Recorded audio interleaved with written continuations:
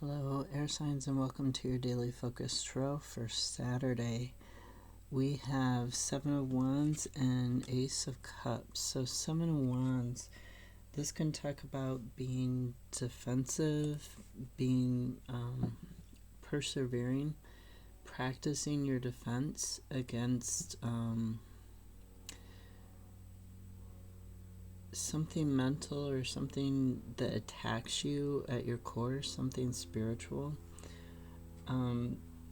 It can also mean, how do I want to say this? Feeling justified in doing what you're doing because of love. Either love for somebody else or love for yourself. So, like, it can mean being defensive, but also feeling justified in that defensiveness. And then we have Cernunnos and the Prince of Swords as the clarifiers. Now, Prince of Swords, look at him, even his horse is attacking, right? He is on the offensive.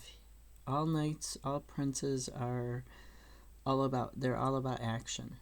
They're about taking action towards something, and for different reasons. And the Prince of Swords is taking action. He's the quickest prince, the quickest knight. He is also the most offensive out of them, as opposed to defensive, right? So he's the one who's initiating this. And he's initiating this change. He's initiating whatever this justification is, because he's thought about it long and hard, and he's trying to get like a balance back into his life. He's trying to improve his life.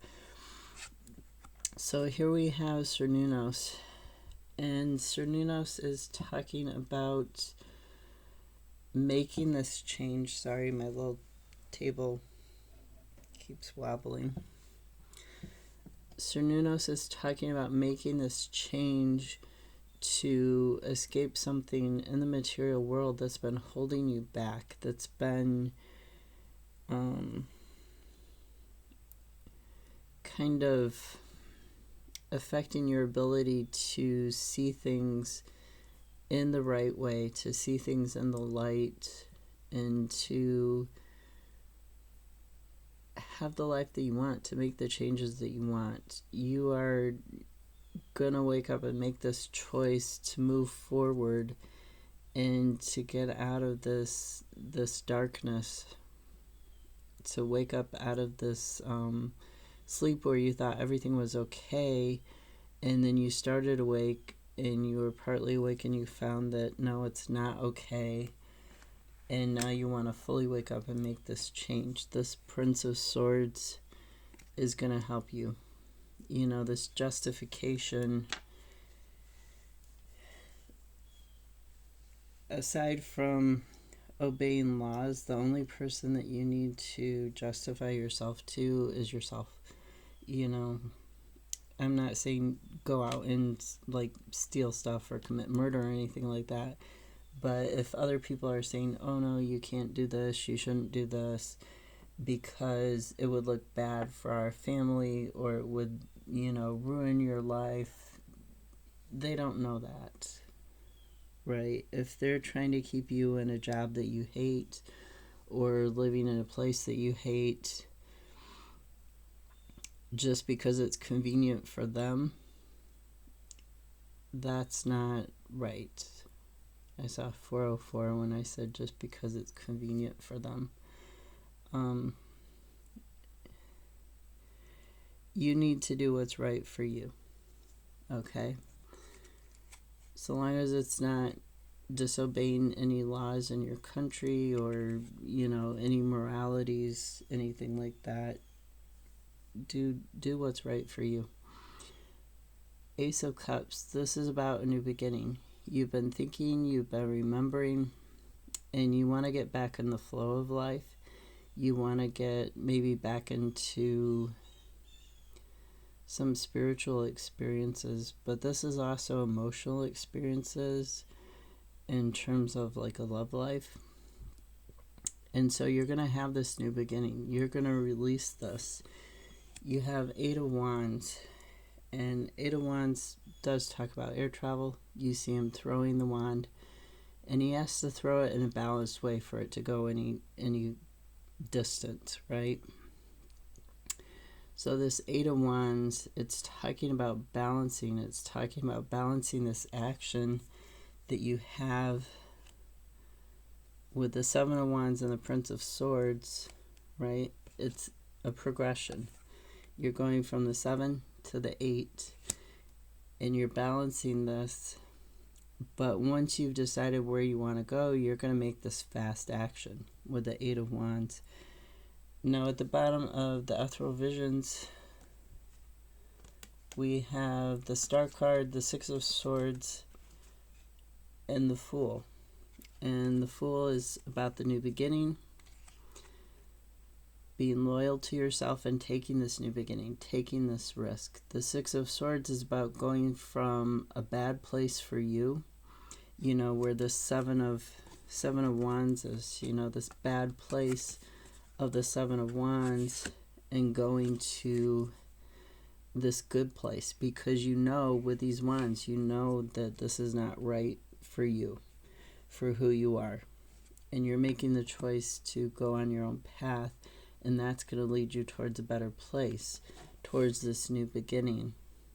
And you know, just look at how joyous he is, how happy he is.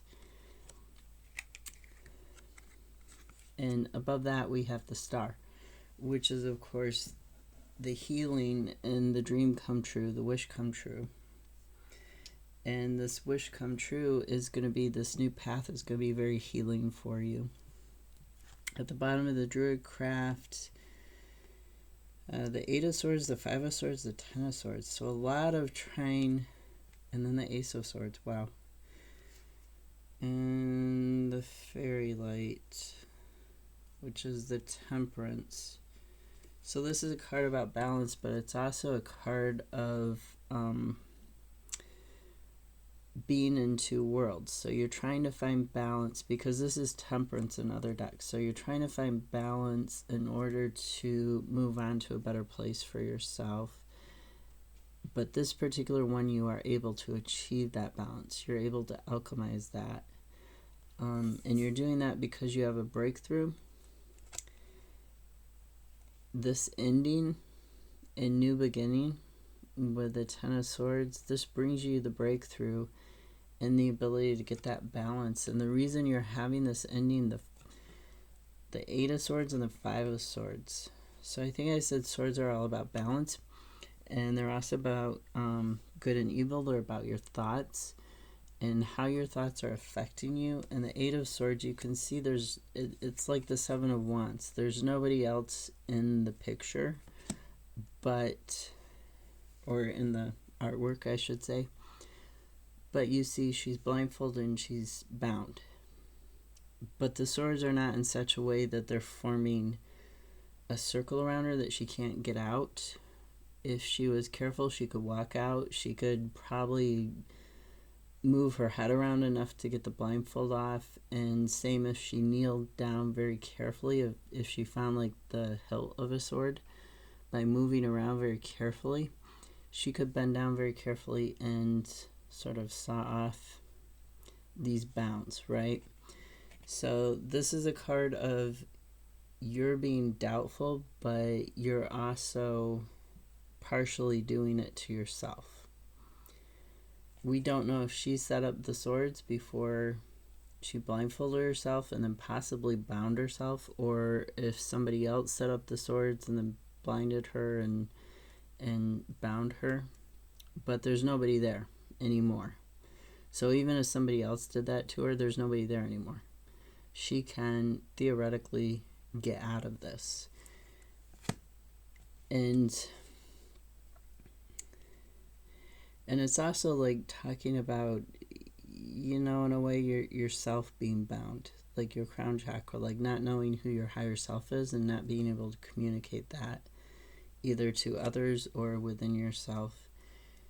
And Five of Swords, this is a card of winning at all costs. It's a card of betrayal. It's a card of conflict and Yeah, like I said, winning at all costs. Somebody wants to, somebody may have you bound up in your thoughts. They want to win at all costs. And this is going to bring an ending, because the cost is you walking away or them losing you. That's the cost of this. And that brings about this ending, a new beginning with the Ten of Swords. It brings about the clarity, and it brings about the ability to alchemize, to change circumstances, to be within two places at once, to hold two thoughts at once, and to find your star. Have a great Saturday. I'll see you tomorrow.